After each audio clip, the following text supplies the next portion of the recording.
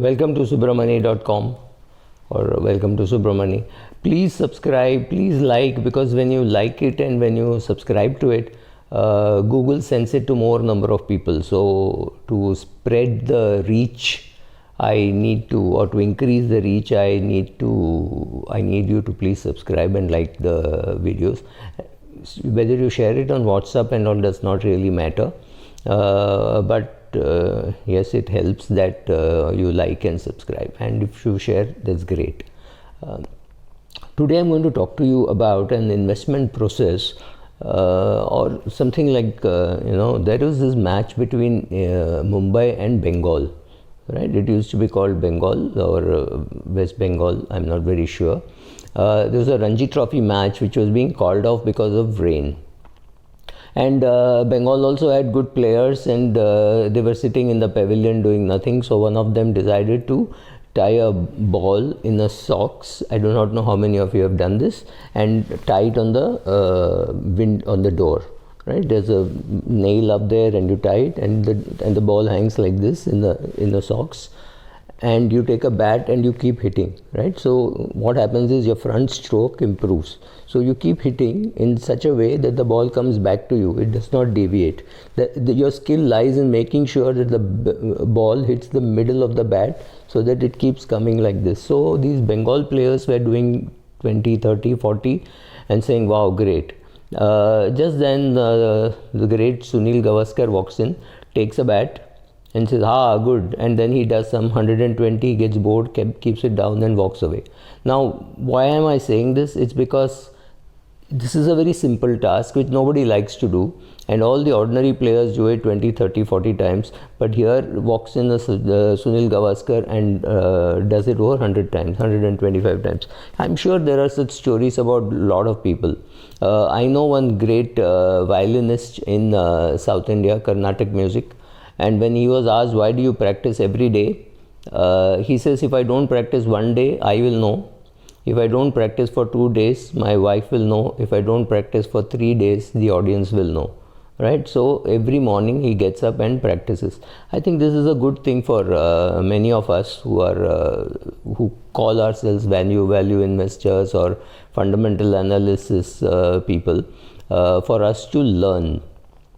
You have to put in a process, and you have to know why you're breaking the process. That is the advantage of putting the process and say, this is the process which I will use for all my investment, and for 10% of my investment, I will not use the process. I'll just pick up on intuition and things like that.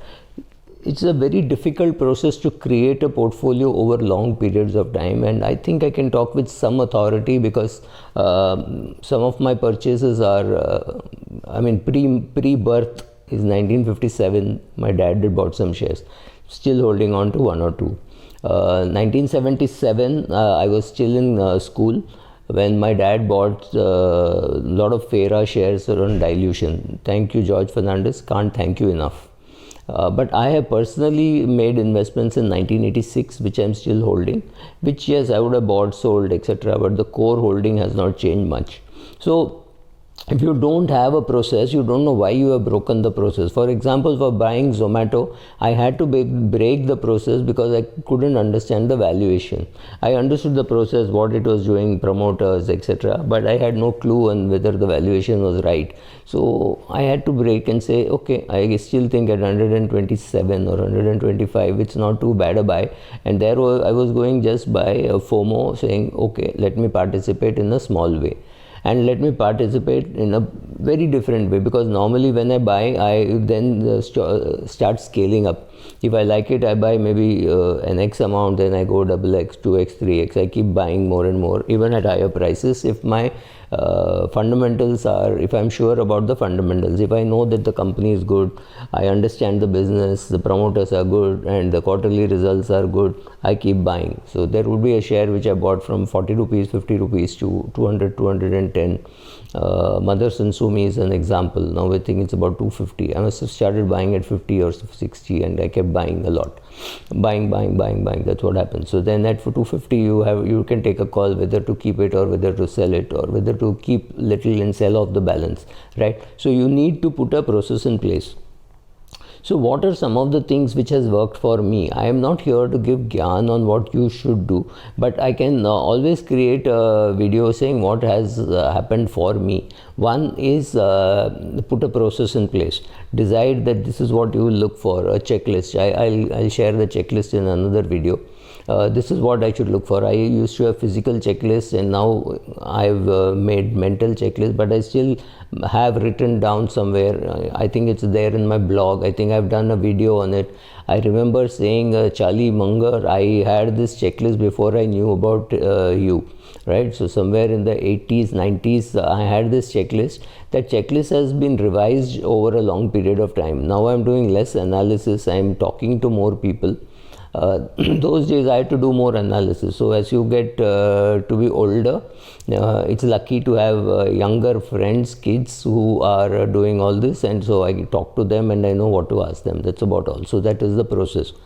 Second one, which I learned from a person whom I don't want to name, is very famous, and many of you think he should be in jail. So he's one of the scamsters, original scamsters. So he taught me one thing. He said, keep ego out of the price process or of the investing process. That's very, very important. He has kept his ego out and he's very successful today, though many of you don't know that he's so successful. He cleared my ego in the sense that I had come with some fixed notion that all PSU companies are bad, they will never make money, and because of corruption, etc., political interference, etc., right? Typically what we all think of PSUs. He said there is nothing called a PSU and a private sector or anything like that. Just look at the fundamentals and the price and compare and take a short-term punt. So in my long-term portfolio, I may not want to have any PSU. But currently my portfolio is laden with PSU, and I've invested in certain mutual funds because they have a stake in the PSU. So right, so keep your ego out. Don't get into some fixed notion that Tata Group is good, PSUs are bad. And SBI may have made more money for you than many Tata Group companies or a Birla Group company, right? HAL, Hindustan Aeronautics, has made more money than many companies, many other companies in the private sector. So it's not to say that one is good and one is bad. You have to go by a process very strictly, keeping your ego out completely, and making sure that you're going only by your rules. You can always say, in certain places, I will not bother about my rules, I'll still go and buy, even though people don't think it's a good share. That's a different thing. But you have to have your total rules in place, and another important thing is you have to have long-term thinking. So when I look at a share, my first question is, will it be there around for the next 10 years? Whether I will be around for 10 years is not so important, but whether the company will be around for 10 years. So I am unable to make up my mind on, say, something like a Facebook, because I find younger children today are not interested in Facebook. I find many people below 30 don't even think that they need a Facebook account. They might have Insta, they might have Twitter, but Facebook, no, Facebook is perhaps fading away. I'm sure the management knows what to do about it, but Facebook to me is fading away. I don't know how, in what format Google will exist. I do not know in what format Facebook will exist. However, I realize that Colgate, Hindustan Lever and P&G will exist and continue to exist because people will brush their teeth, men will shave, so Gillette will exist. Women will buy hygiene products, so P&G will exist. People will brush their teeth and shampoo their hair, so that will exist. So it's easier to guess about that than about technology. So technology, you take a shorter view, but in other fundamental analysis for your whole core portfolio, you take a longer view. So I take a longer view, and in the same share I might do a buy today, sell tomorrow, BTSG, or buy today, sell on Friday, or things like that, right? So all these things can happen. So basically 3 things: process, making sure that the process works, put somebody to check whether your process is working, have a physical checklist or a mental checklist, or somewhere you know that this is what you have to check. Keep your ego out. and make sure that you're doing long-term thinking for most of your portfolio. 70-80% of your portfolio should have a long-term thinking. All these things are very useful and necessary, and if you are successful in getting returns better than what you are getting in the index, so be it. Great, you've done a great job. What more do you want as an investor? So if you have done this, that's fantastic. I'll share my checklist.